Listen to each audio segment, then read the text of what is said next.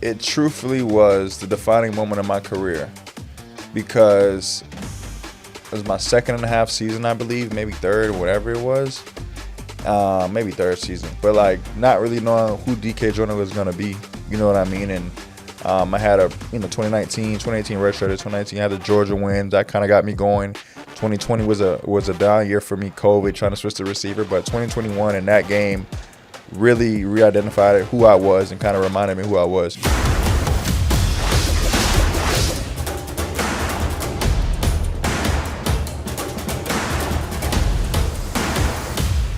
Welcome onto the sideline, everybody. I'm Sports Director Matt Dowell, and I have another very special guest for you guys on the podcast today as we get into the football season, as we're just a couple of weekends away from the start of South Carolina football. I am joined by former Gamecock Dakereon Joyner in the studio. DK, what's up, man? What's up, man? How you doing? I'm doing good. How are you? You're good. Fresh back in Columbia. You're back here full time. Like 10 days now back Really? home? Yeah, man. So Quick. It's been just still trying to get adjusted and glad to be back home, man, for sure. Well, before we get into everything, we were having a good conversation before we started rolling. So now we got to really get into everything. But just to update, before we kind of get into, the interview portion, just update everyone on your life. How are you doing? What are you up to these days? Yeah, man. So I'm good, man. So once I got done playing, decided to start playing in 2024. Once I got done with New Orleans, I fully transitioned to Texas, moved to Texas, I think September 24. So really was 2 months right after I got done playing, and was able to go, and I'm the head of an NIL management team for Athletes First. I'm the most prestigious NFL agency and college agency in the world right now. And my mentor, David Mulugeta, who's Forbes #1 agent for multiple years, had opportunities. They want to come mentor me. So I had an opportunity to go out there in Texas for 2 years, learn and kind of be with him, but also just kind of learn underneath him and really learn the ins and outs of the agency game and representation side. So been full swing in that. That's awesome. It's such a business now, college athletics. What's it like to be on that side of everything in the NIL space? That, let's be honest, it's crazy out there. Yeah, it is. But, what makes it unique for me, man, I was around before NIL, when NIL was a talk, when it became a thing, and now and after. You know what I'm saying? So being able to be on this side of it, right, is truly a blessing, right? So being able to, I don't call my guys clients, my family, you know what I mean? Being able to help my guys, being able to help them navigate from high school to college to in the league, right? So helping them make that transition, right? The whole NIL thing, but not just that, but just life skills, right? Being able to help them develop, build great habits, you know what I'm saying? I truly believe it's important. Yeah. So that's what, my role here is with Athletes First, and having a guy that, been there, done that, you know what I'm saying, at the highest level. So being able to have a guy like me and helping them transition, I think it's a pivotal piece. So you're back in Columbia. Do you get to work with Gamecocks now? How does it work? To a point. Okay. It's a little sticky, you know what I mean? But just like some political reasons. But I am a representation for Bakari Swain and Fred Johnson, which okay, cool. I'm very grateful for, man. So I have 2 Gamecocks for now. More to come. But it's just still trying to kind of fully get transitioned within it, because it's DK, the player, the alum, right? I want to be that. I want to go to the practices. I want to do all that, but at the same time, I got to remember that I am the representation as well, right? So I don't have all the access that my former players have. You know what I mean? So just trying to adjust there, but it's truly been a blessing, though. That's cool. I'm excited for you, and I know that's a cool space to be in. It is, man. And shout out also before we kind of go into it, I think Bakari Swain is kind of underrated going into the season. I don't know why, but he is. He is. I mean, I had him on my all SEC teams and stuff. I don't think he's getting enough attention. But knowing Bakari though, like I think that's how he wanted to be. You know what I mean? Like he wanted to be. Okay, you don't expect me to, so I'm going to do it. You know what I mean? Yeah. I think that's how it was last year. Nobody expected him to come out and return the punts he did and play the way he did. You know what I mean? So I think he rather be like that. You know what I mean? So I'm excited for him. Same thing with Fred, though. Yeah. You know what I mean? Like, he's not even really – I think it was – he kind of got upset with me because someone had him, like, 3rd team or 4th team coaches, and I reposted like, bro, go delete that. I'm like, okay, I was just supporting, bro, my bad. But it's all good, though. Man, he's watching you on social media. I mean, they do. So got to watch everything I post, for sure. Well, and I had Ryan Helinski on a couple weeks ago, who, of course, you know very well and you're friends with. And, if you guys haven't watched or listened to that conversation, go listen to it because Ryan had so many great things to say.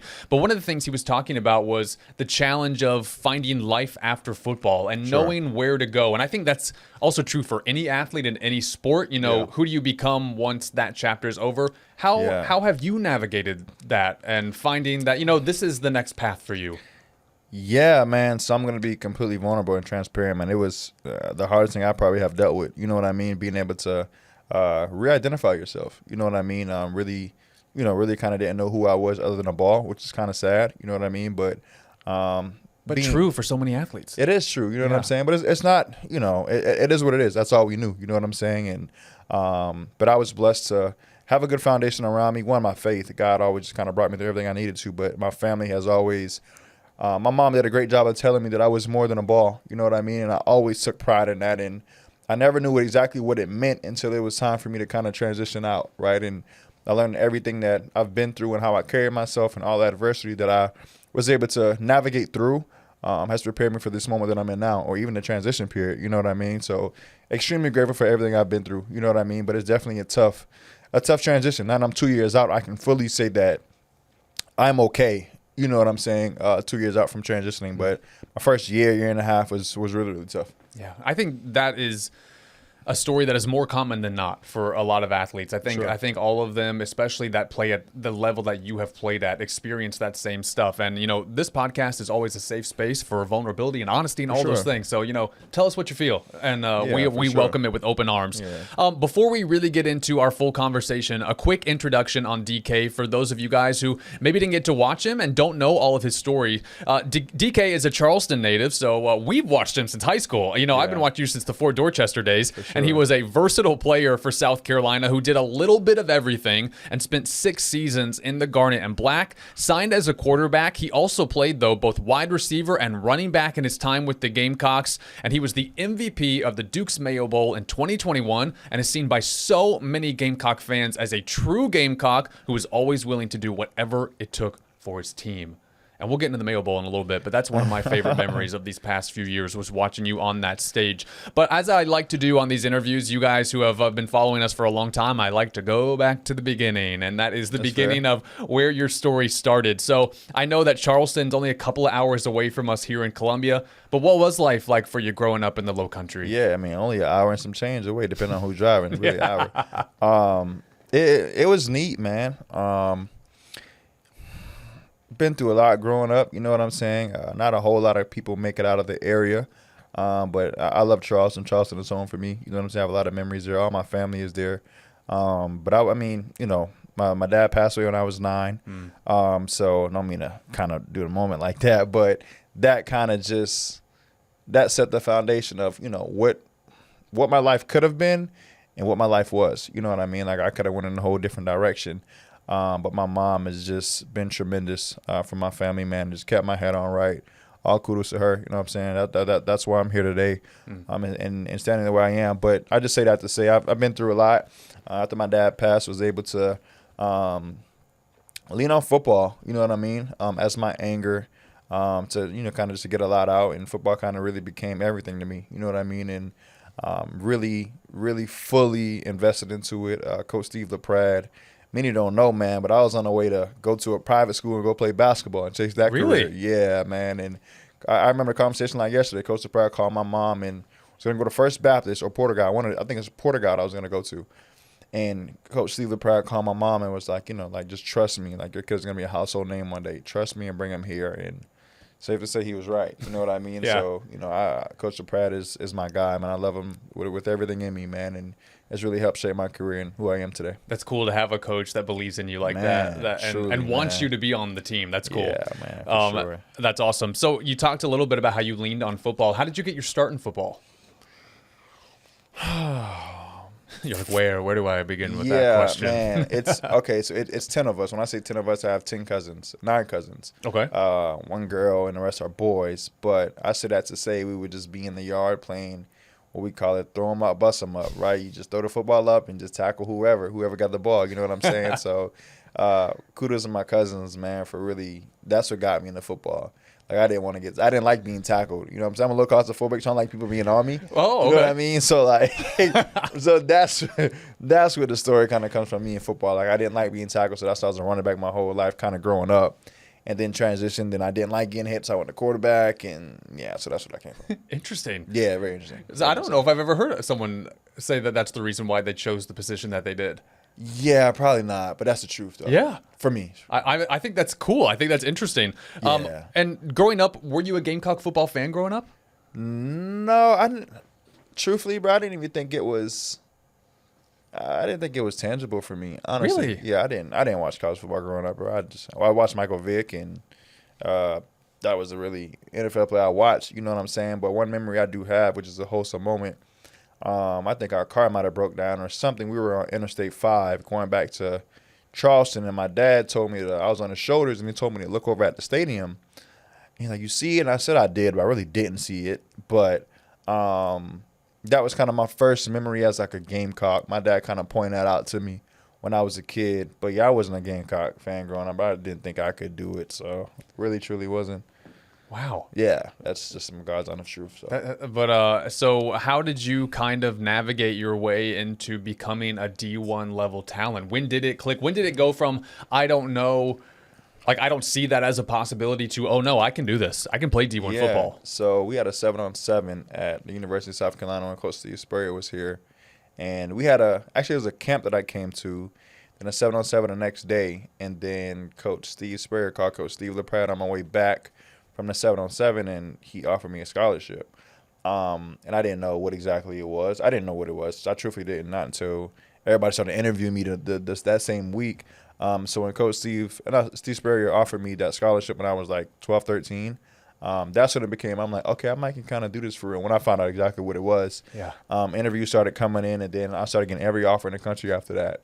I'm like, okay, I actually probably can do this for real. So yeah, then I knew I was going to be able to get my education paid for free. You know what I mean? So I'm like, oh, kudos, Mom. You don't got to worry about that. You know what I mean? Yeah. So that's when it became tangible for real. Well, we're recording this on a Friday, and actually it's the start of high school football this today, which is awesome, and we're very excited about it. But you have been a part of so many high school classics, and I remember watching you at Fort Dorchester, which is where DK went to high school.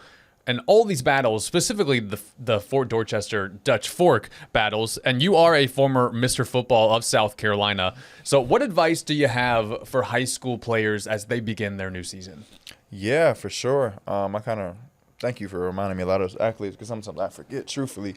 But I just say that to say, man, any high school player that's watching this right now, just be yourself, right? I know this day and age, think about NIL, right? It's not the same high school was when I was playing. But I say be yourself, man. Your character is everything.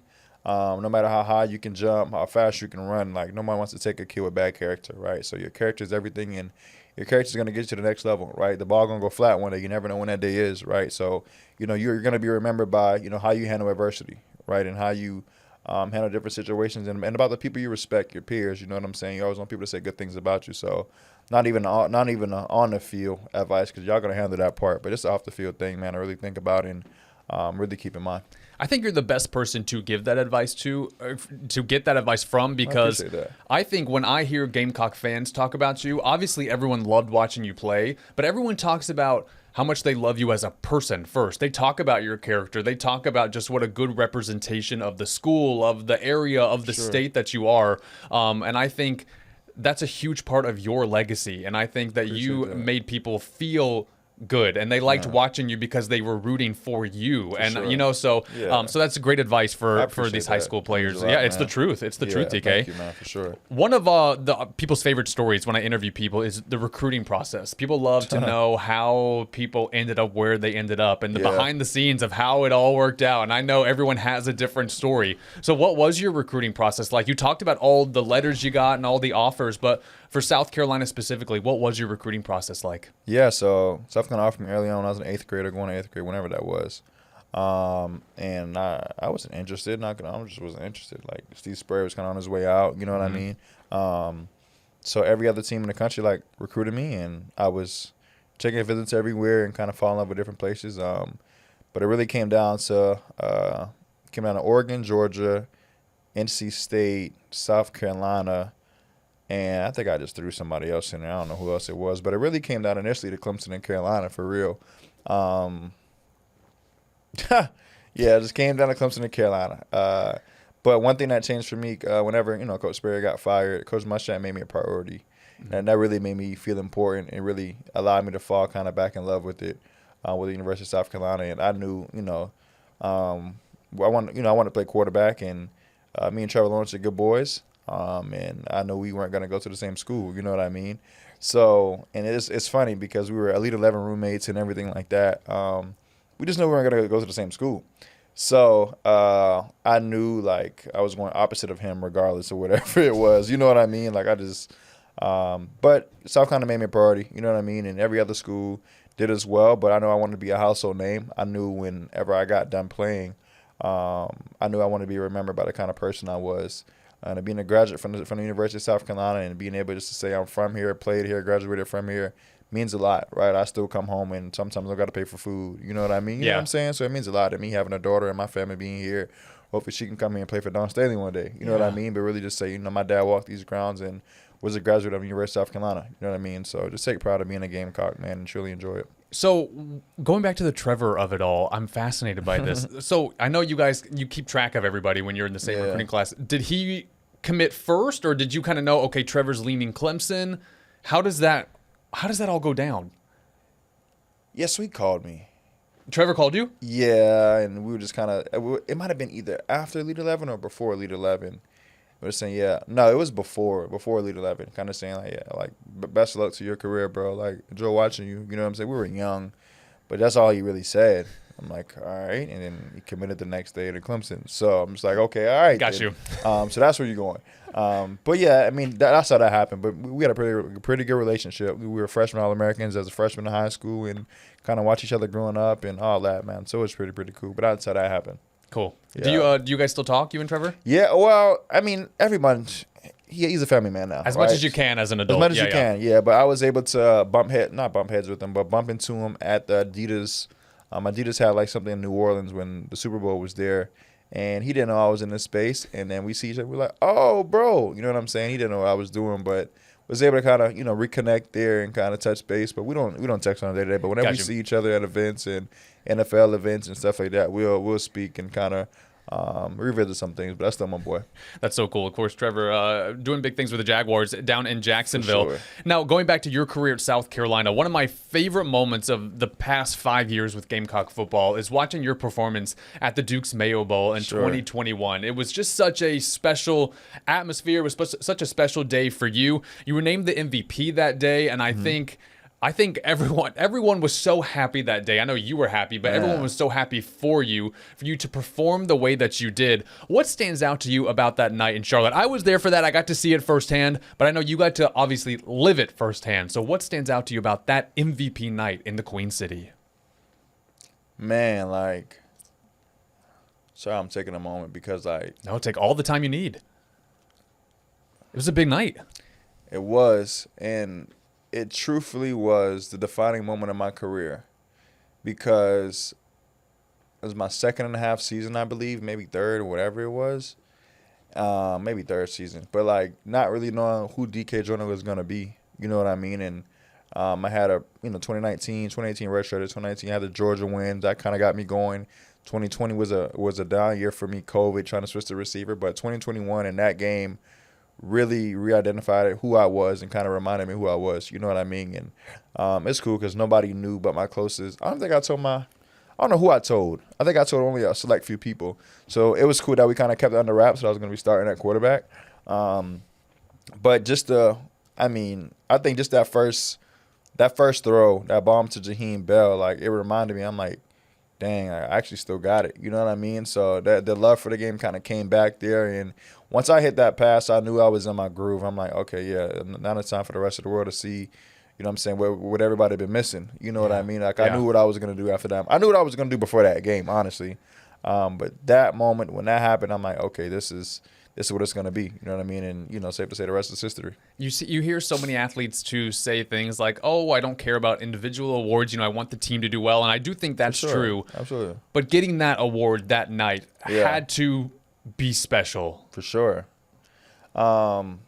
Yeah, man, and like I get emotional sometimes thinking about it because I said like it was who was Dakereon Joyner going to be prior to that, right? Didn't have had a pretty solid season, but had some drops. Kind of just haven't didn't have the best season, but that meant everything to me, man. And I'm all about the team. You know what I'm saying? So it was kind of hard for me to really like, oh wow, we didn't win the Mayo Bowl, but I actually got MVP, and it was about me. It was funny because one thing I do remember, I'm glad you said this. NIL just started popping. Mm-hmm. And I seen some guys getting some Mayo Bowl kind of like $200 like deals or whatever kind of posting the Mayo Bowl, and I DM'd the page and I said like, do you got any more NIL deals available? I mean, everybody want money then. And they said yeah, but it's only for the MVP. Oh. And I said bet, right? I still got the messages. I said bet. And right after the game, I messaged them with the picture of me holding the MVP. And it was just a full circle moment, man. So I definitely remember that. It was kind of hilarious, but that was cool. And, I ended up being the brand ambassador for the Deuce Mayo Bowl game or whatever, and I got a good chunk of change. I was going to say, that's amazing. I was saying, did the quote go up after after you had the hardware? For sure. So I was blessed, and that's safe to say I got a bigger deal than a $200 deal that everybody else was getting, for sure. So, that's incredible. You played for Muschamp and then Beamer, and a lot of times, when there's a coaching change, maybe people leave, they make their own decision. But what's the toughest challenge of staying in a program and switching coaches, switching systems, and all of that, switching cultures, kind of? Yeah, so I think the culture shift is the biggest thing, right? So kind of just knowing what kind of coach you're dealing with, who you got coming in. I mean, I was blessed. I kind of knew Coach Beamer before he came in, mm-hmm. so I kind of had an idea who he was, but definitely a culture shift, and not just that, but kind of winning your locker room back over. I think people forget about that, right? Because the people who, I'm going to leave with the coach. This is my coach. You know what I'm saying? So winning your locker room is probably the hardest thing, adapting like that and kind of keeping your boys together and being able to everybody be on the same page. So that's one of the hardest challenges that dealing with the culture change. And you were always so willing to adapt. And that's one thing that I think everyone really loved about you when you were at South Carolina, is that you were always such a team player. And we talked about all the positions that you played: QB, receiver, running back. I mean, you kind of were down to do whatever the team needed. How hard was it to accept that challenge, and why were you always so willing to adapt? Yeah, so in the moment, man, it was about, doing whatever the team needed in the moment. You know what I mean? And this is who I was, who I am to this day. Like, it's just about, what do we need done? How do we get it done? Like, let me be the guy to get it done. So for me, man, it was just like, whatever the team needed. So it wasn't a hard thing for me. But I think it's safe to say that how I handled all of that, man. And I think for me, if you talk about from a personal career standpoint, did it hinder me? Yes, completely. I think it did. Looking back on it, I was never able to fully develop at one position like I truly wanted to. You know what I mean? But I think it taught me some life lessons that has me in the position that I am in today. Like, it allowed me to be as successful that I am and that I'm going to be. And then not many people know this, but I think I'm going to say this now. Matt Lindsay was one of our operations guy at the University of South Carolina. Ended up going to Ole Miss, now Athletes First. But Matt Lindsay was here during the era when I came in, and watch how I handled every situation and just how I handled that adversity. But I say all that to say, Matt Lindsay was the first guy to make the call to Athletes First to David Mulugeta. And when David was looking for a guy to mentor, saying, no, this is your guy that you want, because everything he'd been through, how he handled, how mature he was as a young kid, but everything I've been through, what I'm saying? Everybody watches. That's why I told the high school kids that, man. Like, I'm in the position that I'm in today because of how I handled every situation as a young guy. And someone taking note of that and being, admiring that and, just pushing me to the best agent and the best agent in the NFL. You know what I mean? So to say all that to say, like, your character is everything, man. So, yeah. It was all meant to be. For sure, absolutely. It was all meant to be. Oh, my God. That's what life is about. So, yeah, truly grateful. Going off of that, too, a lot of people in your position would leave. They would transfer. They would say, I'm going to go find something else. I'm going to go find what I want. And I know you talked about, this was the path and you chose to stay, and it's all led to the life that you're living now. Sure. But why didn't you leave? A lot of people would. Yeah, I mean, it's home, man. Like, I think it's nothing more than saying this is home. Like, for me, like, especially after the Mayo Bowl game, I probably could have went anywhere, truthfully. But it's like, I asked my family, I asked myself before I asked my family, like, what could these other universities give me that the university is already giving me, and I'm home? Why would I leave? You know what I mean? So I was like, this is just home, man. I think that's the most simple way to say it. This is home for me, and I love home. And yeah. I think it's that commitment, that love. I think that's college athletics to me, like in its purest form, is just loving the university you're at. And I know, times have changed. That's what it was. That's what it was. And now it's changed, and people do, what they need to do and they feel is best for them. But I think, again, that's why you are so beloved, is because you just loved the university and loved the team, and you wanted to be a part of it with whatever that took. You played for Muschamp and then played for Beamer. What is the greatest piece of advice Shane Beamer has given you? The first thing he said, and I guess this goes to the greatest advice. The first thing he said was, "You sure you're done playing quarterback?" And I told him, yeah, but I just say that to say, like, Coach always believed in me, right? From that moment, right? Asking if because he recruited me as a quarterback when he was at Georgia and VTech or whatever. So him asking me that and me saying no initially. It's probably one of the biggest advice he gave me, because it just showed that he always believed in me. And then coming back on after we lost to Clemson and the Mayo Bowl coming up, and he asked me, "You sure you done? Do you want to play again?" I say that because he just believed in me since day one, before he even had me as a player. And Coach is a great guy, man. I love him so much. He gave me opportunity at the quarterback position to have my biggest moment of my career, but even switching to running back, like, he has that belief in me that I could, kind of do anything. You know what I mean? So he believed in me. So I think that was probably the biggest advice he gave me. We're in the midst of fall camp right now. That's awesome. It's you have had a lot of coaches who truly believed in you, it sounds like. Yeah, from for high sure. school to Yeah, college. for And sure. that seems to be a constant theme in your journey. But we're in the midst of fall camp right now. What's the key during fall practice to make sure that you're ready for week 1 of the regular season? Because the work starts way before the season gets underway. Yeah. Man, I mean, truthfully, fall camp is a day in, it's like a day in, day out grind within itself. Like, every day is its own day. Like, you can ask the boys right now, like, what day it is in fall camp. I bet they don't know the exact day. It's a day in, day out grind. But just every day, just approaching every day the same. And being able to take care of your body is number one, right? Like, you see the injuries, right? Like, that happens, and some things are you can't control them, right? But just focusing on your body, just focusing on the day in, day out. You know what I'm saying? Taking every day as its own entity and taking it one day at a time. Because you can get, even in life, you can get kind of too far ahead, thinking what's ahead and not be in the moment, not be where your feet are, and kind of get lost in the sauce. So just taking every day as its own entity, I think, is probably the most important thing. That's awesome. I mean, I know it's a whole process, and again, you got to put in the work now if you want to be ready for week 1. You want to play analyst for me a little bit as we get ready for the college football season? Yeah, I would love to, man. All right, I would love to. So as we're getting ready, everyone has an opinion on every team as we get ready, but specifically with the Gamecocks, just what stands out to you about the Gamecocks going into the season? What do you want to see from them this year? So what stands out the most is your year for Illinois Sellers. I believe it's for, hopefully I'm not wrong. But like him, the mature version of him, like even more mature version of him, how serious he's taking it. And like I mentioned you before, like you talk about, people don't even think this is a big thing, but he didn't go to the Manning Passing Academy. He chose to stay here to continue to learn Coach Kendall Browse and learn her playbook and kind of hone in on just being the best version of himself for the team. So that's the biggest thing that sticks out to me, man. Of course, all the transfers that, Coach brought in, you know what I'm saying? He feel like he needed to make a big shift, you know what I'm saying? Clearing some things out, and he did, you know what I mean? So, and then also Coach making great hires. I think it just, it says a lot about him and, where he want this team and this program to be, right? Like making these big hires, bringing in these big-time guys. So that's what sticks out the most to me. You were telling me before we started rolling that you've known Lenore's for a long time. For sure, I've known him for a while. It's got to be cool to watch him become this superstar that he's become. Man, for sure. And I think for me, like I remember I was on the phone with him whenever the day he flipped from Syracuse to South Carolina. You know what I mean? And him being the in-state kid, and from that to us playing a video game when he first got to school, you know what I'm saying, online versus each other. But I've known a kid for a very long – he's not a kid. I've known a young man for a very long time. And I think for me, truthfully, the reason why I love him so much is because – how do I say it, like, without – I know what I could have been. Politics aside, given a fair opportunity and being, like, I know what I could have been.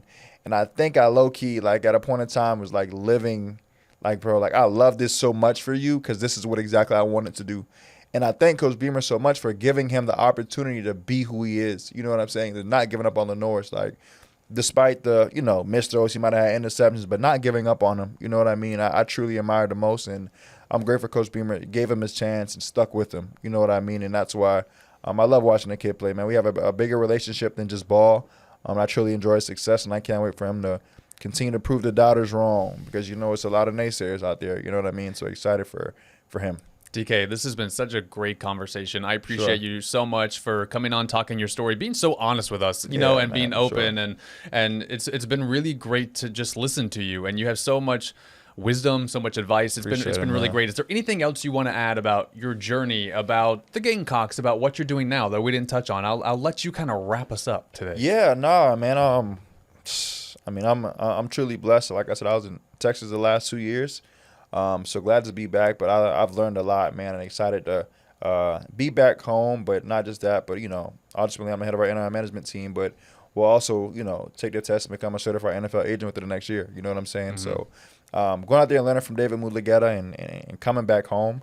But, I'm looking forward to taking the next step in my career, being able to represent high school kids around the country. I mean, not even around the country. I do that, but in this state, like I want to focus on this state. Like this is home, right? So being able to go out there and learn and coming back and taking everything that I learned out there and bringing it here, right? You think about Tory Dandy, who's also with Athletes First, and being from a South Carolina native and one of the most successful NFL agents nowadays, and also having him as a mentor, right? But now I'm this young 26-year-old Dakereon Joyner, not too far out from playing ball, and I just want to pour into these kids, man, high school athletes, and one day meet a lot of them and, hopefully be their representation and going forward, man. So just wanted to add that little piece that I'm happy in my career and can't wait to take off at this level. Well, we're happy for you. We're happy that you are home. We're happy you're back here in the Midlands. If you guys see DK out at game day, go say hi. For sure. And I'll be there for sure. Get some pictures. Yeah, no, it's going to be 7 home games this year, so that's a lot of opportunities. Well, yeah, I've only truly been to one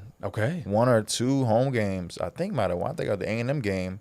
I don't think I really been to much other home games other than maybe 2. But other than that, man, yeah, I got to change. I'm back home, man. So excited to watch the boys play and see it in person for sure. And I don't know how much you post on social media. Is there any place that people can follow you in your career and also your personal life? Yeah, for sure, man. So I'm not as public as I was before. I do little dumps here and there, but Dakereon Joyner, KEREONJOYNER. I hope I spelled that right. On Instagram and Twitter, I post kind of not my day-to-day life, but updates on Instagram. But I just want to say also, my daughter's now 3 years old. She's starting school on Monday, like a little pre-K for the 3-year-olds. But it's awesome. A lot of Gamecock fans really supported me throughout that time and poured into our registry, something I won't ever forget. You know what I'm saying? So just want to thank y'all for always loving me the way y'all have always loved me, loving my family. My daughter's now almost a young lady if you ask her, but just grateful that before we left she was super young and now she's 3 years old and thriving, man. So I say thank you for all love and support, Gamecock country. Well, you mentioned Dawn Staley. Is she a basketball player? She will be, yeah. She will be? She messed up because a couple weeks ago she picked up a basketball. And I'm like, girl, I'm about to get you a basketball in the hoop. So we've been bouncing the basketball every single day. So she's going to be a full invested in that. Trust me. Well, there you go. So maybe we'll see the next generation of Joyners at the CLA this time instead of Willie B. It's on the way, for sure. DK, we're wishing you the best in your new adventure with Athletes First. That's the name? Athletes First. And then, of course, in your adult life and fatherhood and all of it. You're so beloved by Gamecock Nation. And thanks again for coming on. I'm always honored when people say yes. So thanks for coming on and chatting with me. Yeah, I appreciate you, man. Thank you for the opportunity, for sure. DK Joyner, everybody, again, with Athletes First. And if you see him at Willie B, you guys might have more game day experience than him from the stands. So you guys got to show him how it's done. For real. At Willie B. That's so true, man, for sure. And as always, make sure you guys like and subscribe on YouTube or wherever you get your podcasts, on audio platforms, Apple, Spotify, Amazon Music. We are everywhere. He's DK Joyner. I'm Matt Dowell. We'll see you next time here on The Sideline.